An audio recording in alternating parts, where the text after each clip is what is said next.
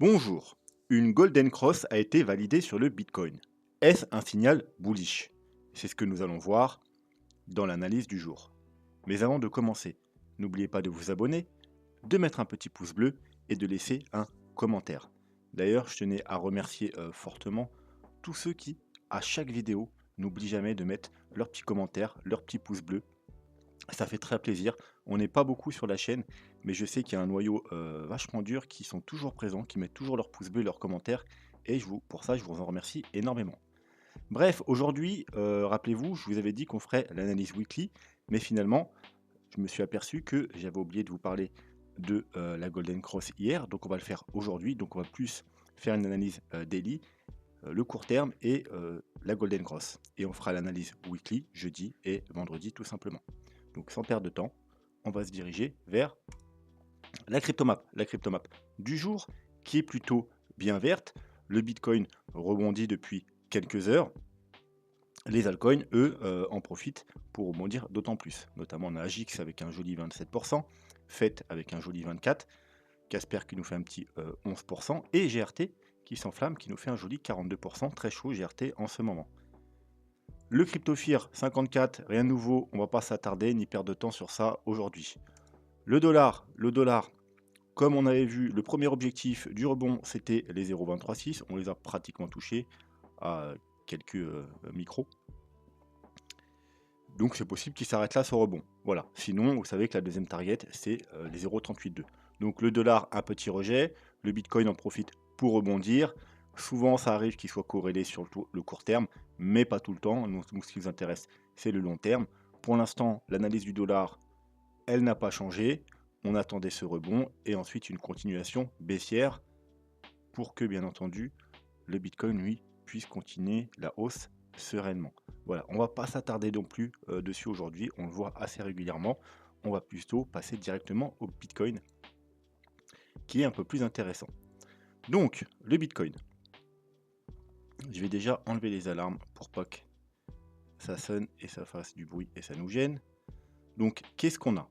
Tout simplement, on a déjà, vous pouvez voir, une trendline rose. Donc, c'est la trendline weekly. Je vais enlever le RSI comme ça. Voilà, c'est la trendline weekly qu'on est en train de travailler depuis quelques jours, peut-être même quelques semaines. Voilà, faire résistance, ensuite un peu support. On est revenu encore la tester. Donc, ça, c'est la trendline weekly. Ensuite, on a un range. Donc, le haut du range en bleu, le bas du range en bas, également en bleu, et la médiane du range en jaune. Et à plus court terme, on a une petite trendline baissière en rose pâle. Voilà, donc c'est ça qui nous intéresse aujourd'hui. Donc vous pouvez voir que là, on a tenté d'ailleurs une sortie, une forte sortie. Hein. On a fait une très grosse bougie de cassure de cette trendline.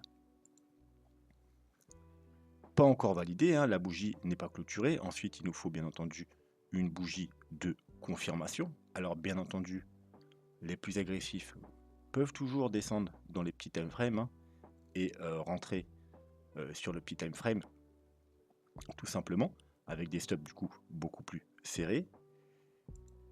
Et vous pouvez également attendre bien entendu pour plus de sûreté de casser cette très grosse résistance qui est la médiane. Vous voyez, elle a fait résistance ici, ici, ici, ici, de nombreuses reprises, encore ici, encore ici, encore ici. Là, elle a fait support, là, encore résistance, encore résistance. Là, malgré qu'on a cassé la trendline, eh bien, vous voyez qu'on a essayé de dépasser la médiane, on en a été rejeté, on a fait une petite mèche, mais pour l'instant, je dis bien, on en a été rejeté. Donc, ceux qui voulaient jouer la cassure ici, et le potentiel bottom ici, ça veut dire potentiel bottom d'une vague 4, on ira voir ça après, eh bien vous pouvez tout simplement attendre pour plus de confiance une clôture au-dessus de ce niveau, tout simplement. Maintenant, on va aller voir, du coup, allez, on va y aller par là, ça va être plus simple. Qu'est-ce que ça donne sur le plan Elliott Wave? Donc, alors je dézoome pour vous rappeler le plan. Hop, on avait une correction qui pour moi a de très fortes chances d'être terminée, qui a commencé en avril 2021, après une A, une B, une C, une C en 5 mouvements, c'est une flat, on va pas en reparler encore, on en a déjà assez parlé. On a trouvé potentiellement un bottom ici, et du coup, on repart en tendance haussière. Donc, ce qu'on veut voir en tendance haussière, c'est un mouvement en 5 mouvements. Alors oui, un mouvement haussier peut de temps en temps commencer en 3 mouvements, mais dans la grosse majorité des cas, les mouvements haussiers se font en 5 vagues haussières. Donc on avait une vague 1, une vague 2, une vague 3. Là, on est donc théoriquement dans une vague 4 corrective, et ensuite on aura une vague 5. Voilà, donc ceux qui veulent jouer, comme j'ai dit tout à l'heure, la petite cassure de la petite trendline et tout ça, c'est ceux qui veulent jouer la vague 5 sans attendre les objectifs de la vague 4. Pourquoi? Parce que vous savez qu'une vague 4, l'objectif classique c'est 0,382. Un objectif faible c'est entre 0,236 et 0,382, et un fort c'est au-dessus de 0,382. On avait une vague 2 forte, donc théorie, on doit avoir une vague 4 faible, donc entre 0,236 et 0,382. 0,236 correspondrait en plus à un pullback sur la trendline. Alors sur ce graphique, on a déjà eu le pullback de la trendline sur le graphique sur Binance. Là, on est sur HitBTC. Le graphique est légèrement différent puisque chaque échangeur n'a pas exactement les mêmes prix. Donc la trendline forcément est différente. Sur ce graphique, la trendline correspond parfaitement, pratiquement parfaitement au 0,236. Donc c'est le premier objectif théorique de cette correction, et ensuite les 0,382 au 21 200$. Sauf que, comme je vous le répète souvent, si on est vraiment au début de quelque chose, un mouvement très haussier, il se peut que les corrections soient beaucoup plus faibles que prévu et n'atteignent pas leur objectif. C'est pour ça que, en général, je vous montre d'autres choses et que je vous ai montré aussi d'un point de vue graphique, la petite trendline ici, la résistance ici, et que si on arrivait à casser tout ça, il se pourrait qu'on ait trouvé le bottom justement sur un pullback qu'on a fait sur ce graphique. On a bien pullback sur la trendline weekly et avoir trouvé le bas de la vague 4. Donc on va repartir sur notre plan Elliott Wave. Voilà, donc on va descendre dans les plus petits time frames. On va se mettre un RSI. Alors, comme je vous ai expliqué hier, moi je suis parti. Voilà, alors là, on a beaucoup de choses. Hop, on va enlever ça. Voilà. Je suis parti sur une flat. Ça veut dire une A, une B et une C. Et on veut 5 mouvements baissiers. Hier, ce que je vous ai dit, c'est que j'avais pas mes 5 mouvements baissiers. Il me manquait une vague baissière. Donc, je vais vous dessiner grosso modo. Alors, ça va pas être précis, mais une vague 1 ici, une vague 2 probablement ici. Hier, on avait, rappelez-vous, notre vague 3, et je vous ai dit qu'il nous manque une 4 et une 5. Alors, est-ce que la vague 5 est terminée? Alors, ce serait une vague 5 très courte, mais c'est possible. Bref, donc, pour dire que la vague 4 est peut-être déjà terminée. Donc ici, du coup. Alors, je vais la mettre un peu plus bas pour dégager l'écran, mais pas forcément. Alors, au niveau du RSI, rappelez-vous ce que je vous ai dit. Hier, non seulement je ne comptais pas mes 5 vagues, mais en plus, j'avais pas de divergence en 4 heures. Je l'avais en 1 heure, mais pas en 4 heures. Maintenant, c'est fait. Vous voyez que là, on a fait un plus bas. Alors, vous allez me dire, non, on n'a pas fait de plus bas. On n'a pas été plus bas. Alors, effectivement, la mèche n'a pas été plus bas, mais c'est pas comme ça qu'on regarde les divergences. Le RSI fonctionne avec des clôtures, donc on regarde les clôtures, donc les bougies. Pour regarder les bougies plus simplement, pour enlever le bruit, alors vous pouvez le voir à l'œil nu ici, hein, les bougies ici sont plus basses que les bougies ici, mais vous passez tout simplement le graphique en linéaire. Hop. Et là, il n'y a que des clôtures. Donc ça enlève les mèches, ça enlève le bruit. Et vous voyez bien que ici, on a fait clairement un plus bas que ici. Et on peut décompter 1, 2, 3, 4, 5. 1, 2, 3, 4, 5 avec une divergence parce que lui, le RSI, quant à lui, si je ne me trompe pas, il n'a pas fait de plus bas. Vous voyez, à peu près un double bottom, à peu près, on va dire, à peu de choses près, un double bottom. Donc on a bien une petite divergence. Maintenant, la vague 5 n'est peut-être pas finie. C'est ça aussi qu'il faut savoir. Alors, surtout avec la mèche de rejet qu'on a en train de se faire maintenant, on peut toujours aller plus bas, on peut toujours aller rechercher nos objectifs, notamment l'objectif principal, les 0,236, jusqu'aux 22 400 $. Voire même, pourquoi pas, mais je parierai pas là-dessus parce que ça ferait quand même une vague, une dernière vague assez conséquente pour aller là, parce qu'on va pas y aller en un trait. Il faudrait construire, ça me paraîtrait un peu long. Mais ceux-là sont toujours d'actualité, les 22 400 $. Donc ça, c'est pour le court terme. On a peut-être terminé la vague 4, ou peut-être qu'on va aller un peu plus bas, chercher les 0,236, voire, même si je parierai pas dessus, les 0,382 ou 21 200 $. Et bien entendu, ensuite, on aurait notre vague 5 pour terminer ces 5 vagues haussières. Donc ensuite, on va passer sur ce qui nous intéresse, c'est-à-dire la Golden Cross. Alors vous savez qu'une Golden Cross, la vraie Golden Cross, normalement il n'y en a qu'une, c'est en daily et avec les moyennes mobiles 200, donc ici représentée en bleu, et la moyenne mobile 50 représentée en orange. Alors pourquoi est-ce si important une Golden Cross? Tout simplement parce que, comme je vous l'ai déjà répété, grâce aux moyennes mobiles, et là vraiment je parle des moyennes mobiles, un marché haussier se définit par deux choses. Il faut que le prix soit au-dessus de la moyenne mobile 200, comme on a eu à partir du 13 janvier, et également qu'on soit sous Golden Cross, c'est-à-dire qu'il y a eu une Golden Cross et qu'on ne soit pas sous Death Cross. Et à l'inverse, un marché baissier se définit quand le prix passe sous la moyenne mobile 200 et qu'on a également une Death Cross. Quand on n'a ni l'un ni l'autre, on est en territoire neutre, c'est-à-dire que là, ici, on était neutre, on n'était ni haussier ni baissier. Là, maintenant, alors ça s'est passé hier, je crois, le 6 février, on a eu le croisement. Donc techniquement, alors c'est hier ou aujourd'hui. D'ailleurs, il faudra faire quand même attention à la clôture de ce soir. Si on a une grosse chute, il se pourrait que ça s'annule. Mais normalement, je pense quand même qu'elle doit être validée. Je pense que c'était hier qu'a eu lieu. Donc je pense qu'elle peut plus trop s'annuler, mais voilà, confirmation, on l'aura globalement dans quelques heures. Si on n'a pas une grosse chute, elle devrait être vraiment entièrement validée. Mais quoi qu'il en soit, on est repassé du coup bullish parce qu'on a nos deux conditions. On est bien au-dessus du prix et on est sous Golden Cross. Exactement de la même façon ici. Quand on est passé sous la moyenne mobile 200, c'était un premier avertissement. Et ici, exactement ici, vous voyez, sur le petit bottom à 40 000 $, on a eu la confirmation baissière.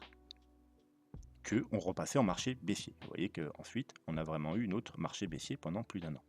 Quasiment un an. Donc, ça, c'est l'explication pourquoi la Golden Cross est très important. C'est parce qu'en général, c'est l'ultime confirmation qu'on repart dans un marché haussier. Maintenant, est-ce que c'est un signal d'achat immédiat? Ça veut dire, est-ce que vous pouvez prendre un trade avec une Golden Cross? Alors, tout dépend de votre trade.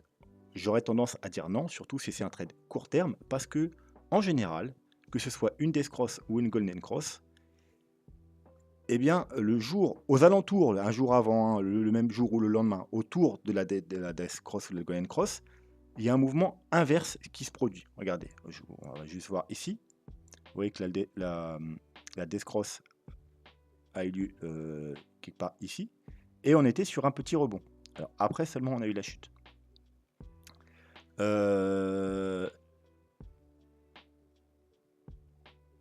Si on prend la Death Cross ici, vous voyez, juste avant on a eu un rebond. Après on a eu la chute.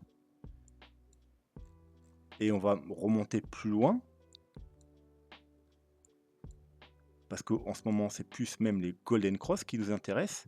Et on va remonter, on va voir toutes les Golden Cross. Et on va pas voir les Death Cross, on va voir juste les Golden Cross. Donc là, on a une Golden Cross, le 8 février 2012. Exactement ici. Alors, vous pouvez voir que, alors non en daily, 1, 2, 3 jours plus tard, on a eu une grosse chute. Donc, le lendemain, le jour même et le lendemain, on a eu un petit rebond, mais ensuite, on a eu une grosse chute. Donc, ceux qui prennent un trade haussier ici, eh bien, ils seront perdants. Maintenant, si on regarde sur du moyen long terme, effectivement, après cette, alors je dis grosse chute, hein, en petit time frame, hein, sur un grand time frame, c'est vraiment pas une grosse chute, mais sur le petit time frame, si vous avez pris un trade ici, et vous avez probablement mis vos stops ici, ici ou ici, votre trade est perdant, votre stop est pris.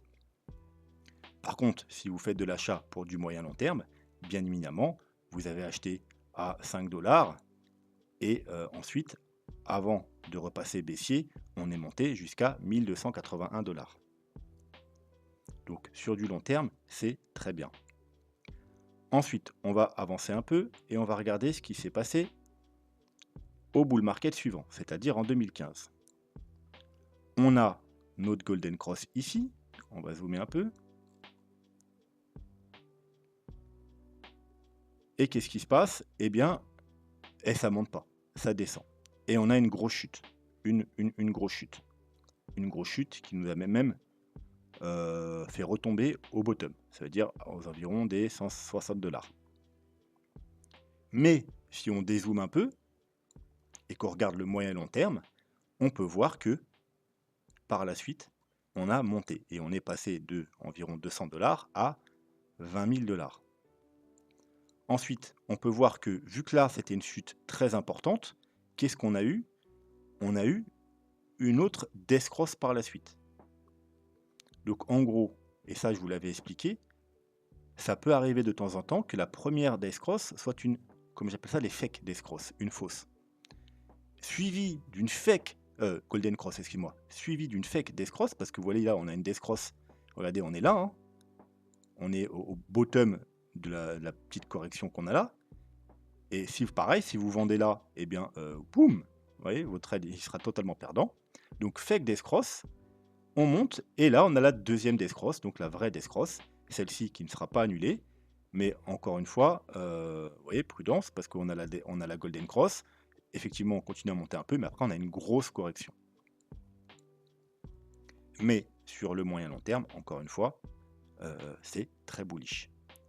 Ensuite, on arrive au bear market de 2018, on a une golden cross, et regardez encore une fois ce qui se passe juste après la golden cross. On a eu la golden cross au top, et on a une petite chute. Vous voyez, on est passé de 5500 dollars à 4800 dollars.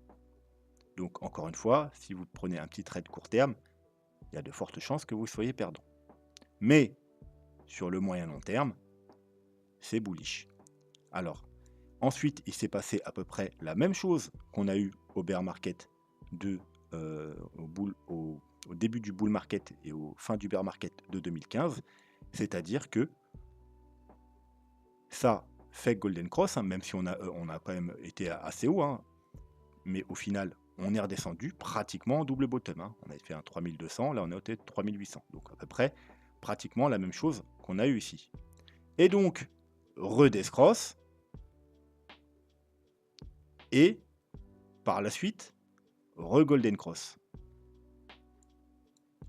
Donc fake death cross, et ensuite, vrai, encore une fois, golden cross. Et cette fois-ci, c'est tout bon. Alors encore une fois, vous pouvez voir que au moment où on a eu la golden cross, on a eu une petite correction. Ouais, donc encore une fois, c'est pas un signal d'achat immédiat.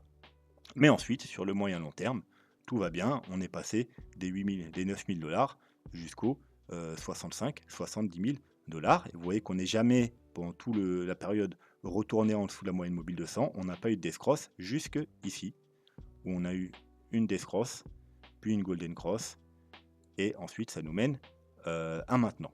Donc, encore une fois, il y a deux choses à voir. Le court terme, donc on sait qu'il faut éviter d'acheter quand on va bientôt avoir une golden cross, car il peut y avoir une correction à peu près aux alentours, soit un peu avant, soit pile pendant, soit juste après une correction court terme.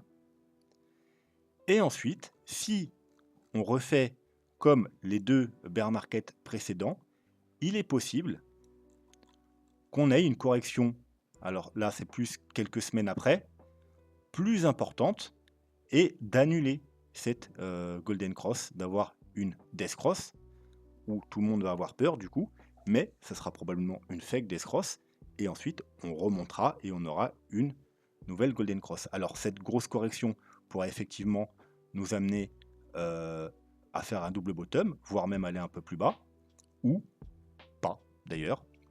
Moi, si le plan bullish est bon, vous savez que après la vague 1, 2, 3, 4, 5. Alors, je ne sais pas si je vais pouvoir le dessiner ici. Allez, on va la dessiner ici. 1, 2, 3, 4, 5. Du coup, vous voyez, on serait là parfaitement dans la configuration des fois précédentes. Ça veut dire qu'à court terme, aux alentours de la Golden Cross, on a une petite correction, hein, celle qu'on est en train de maintenant. Et puis, ça monte pendant quelques semaines. Et ensuite, on a une correction plus importante. Et c'est exactement ce qu'on attend avec le plan Elliott Wave, puisqu'après nos vagues 1, 2, 3, 4, 5, on attend quoi? Eh bien, ça formera une vague 1 et on attend une vague 2. Donc, correction plus importante. Hop, pour après avoir 3, 4, 5 et monter to the moon. Donc, on aura bien une petite chute théoriquement plus importante quelques semaines après. Et selon l'importance de la vague 2, on pourrait avoir une death cross. Par contre, il ne faudra pas s'inquiéter, parce que normalement, ce sera juste une vague 2. Alors, si la vague 2 est très faible, vous savez que c'est possible d'avoir une vague 2 très faible en début de bull run. Je pense qu'on n'aura pas cette death cross, et qu'on restera sous golden cross, et que c'est parti, c'est bon, voilà. Si par contre, on devait faire peur aux gens et avoir une vague 2 très importante, eh bien, on pourrait avoir cette fake death cross, et ensuite remonter, avoir une nouvelle golden cross, et là, ce serait, comme les marchés précédents, le dernier signal qui vous dit, là, c'est bon, ça va monter, sans interruption, jusque sur la Lune. Voilà, donc ça, c'est les plans potentiels. Alors, d'un point de vue correction, alors là, je vais peut-être prendre le plan Elliott Wave, ça sera plus propre du coup. Hop, je pense que c'est celui-là. Yes. Donc, je vais enlever les moyennes mobiles, vous avez compris, Death Cross, Golden Cross. D'un point de vue, hop, je vais enlever ça, correction. Alors, je vais imaginer que la 5 va environ jusqu'aux 28 000 $, c'est à peu près l'objectif principal. Voilà, la 5 va jusqu'aux 28 000 $, 28, 29 000 $, on n'est pas de... Alors, si on a une correction faible de vague 2, donc je vais enlever 1, 2, 3, 4, 5, vous savez que 1, 2, 3, 4, 5, ce sera une vague 1. Voilà, hop, on va essayer de... Hop, ce sera une vague 1. Ensuite, on aura une vague 2, 3, 4, 5. Donc, si on a une correction faible, on va s'arrêter seulement. Alors, mon Fibo est pas du tout bien placé. Ah si, c'est juste ma 1 qui est mal placée, excusez-moi. Donc, hop, hop, hop. Hop, ça on s'en fout, hein, je le mets juste là, mais on s'en fout. Voilà, donc si on a une 2 faible, on pourrait aller rechercher seulement les 23,6. Alors ça c'est très faible, mais ça arrive en début de bull run, ou les 38,2. Donc dans ce cas-là, donc seulement les 26 000 $ ou les 24 000 $. Dans ce cas-là, on n'aura pas de death cross. Si par contre on a une correction classique de 2, on doit théoriquement aller rechercher entre les 0,5 et les 0,618. Seulement, je pense pas. Je pense pas qu'on a une correction classique, parce que déjà d'une, vous savez que quand on a une grande vague haussière et une correction, les 0,618 sont très regardés. Et regardez où ils se trouvent environ aux 20 000 $. Donc si vous voulez dire que tous ceux qui regardent les 0,618 seront là pour acheter. Tous ceux qui regardent les 20 000 $ seront également là pour acheter. Et tous ceux qui ont loupé le train, qui n'ont pas acheté là-dedans, après être allé à 28 000 $, on leur donnerait l'opportunité d'acheter du Bitcoin à 20 000 $. Eh bien, j'y crois pas trop. Tout simplement parce que si on ne recasse pas les 20 000 $, les gens n'auront pas peur et au contraire, ils seront excités. Ce sera du buy the dip. C'est une occasion en or. C'est la dernière fois qu'on va chercher les 20 000 $ et ensuite on va to the moon. Donc je pense pas. Donc je pense que soit on aura une vague de faible, et dans ce cas-là, du coup, on n'aura pas la prochaine death cross, et là la golden cross, c'est la seule, et on va monter jusqu'à la fin du bull run. Ou soit, on aura une vague de très forte, parce qu'il faudra faire peur aux gens, il faudra casser les 20 000 $, aller chercher, vous savez qu'après les 61,8, on a les 0,786, donc les 18 400 $, et là, effectivement, les gens vont pas rentrer. Ou alors, ils vont essayer de rentrer là, et dès qu'on va casser, ils vont ressortir. Et là, personne ne va rentrer. Parce que si on va de 28 000 à 18 000 $, je peux vous assurer que les vidéos elles vont changer. Ce sera, allez, direction 12 000, direction 9 000, direction 6 000 $. Plus personne ne voudra acheter. Et là, on aura notre death cross qui sera une fake death cross et ensuite on pourra remonter et voilà, et on aura piégé tout le monde et on aura vidé le train. Voilà. Alors moi je m'attends plus à une correction faible, mais si c'est pas une faible, je pense que ce sera une forte. Voilà, une classique, aller retester les 20 000 $, combler le gap, j'ai oublié aussi, il y a aussi également le gap aux 20 000 $. Donc aller sur les 61,8, plus sur le gap, plus sur le niveau des 20 000 $, trop de gens regarderont ce niveau. C'est pas possible qu'après aux 20 000 $, on donne l'occasion aux 28 000 aux gens de racheter du Bitcoin à 20 000 $. Tout le monde va regarder ce niveau, donc voilà, soit on va pas l'atteindre, soit tout simplement on va le dépasser. Alors dans tout ça, bien entendu, il ne faut pas oublier le scénario bear, c'est-à-dire que imaginons que le bottom n'ait pas été trouvé ici. Là, on a fait une correction en 3 vagues, 1, 2, 3. On pourrait avoir fini et là commencer une chute et aller bien entendu faire un double bottom ou plus bas, peut-être au 14 ou au 12 000. Et là, bien entendu, on aurait effectivement notre death cross qui apparaîtra probablement en plus vers le bottom.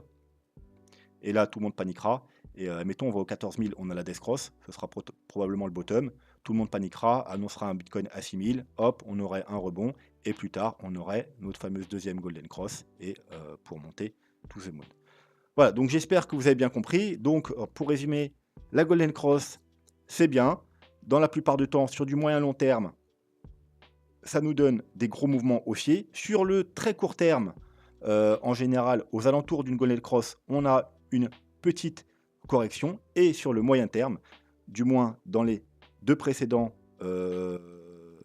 débuts de bull run, on a eu une rechute, donc une correction plus importante, qui nous a donné des death cross et donc ensuite, par la suite, une nouvelle golden cross. Chose qui ne devrait pas arriver ce coup-ci, si la future correction qu'on aura une fois qu'on aura notre vague 5 est, comme je le pense, faible. Voilà, donc moi je pense que ce coup-ci on n'aura pas de double golden cross, death cross, sauf si bien entendu on décide de faire une correction de vague 2 plutôt forte, comme je vous ai dit, aller chercher les 18 400 $ pour faire peur à tout le monde. Mais je pense plutôt qu'on va tout simplement pas laisser les gens rentrer dans le train et qu'on aura une correction de vague 2 très faible. Voilà, donc ce sera tout pour aujourd'hui. N'hésitez pas à vous abonner si ce n'est pas déjà fait, à laisser un petit commentaire et un petit pouce bleu. Sur ce, demain il n'y aura pas de vidéo, donc je vous dis à jeudi et vendredi pour une analyse weekly. Allez, bonne soirée, tchuss.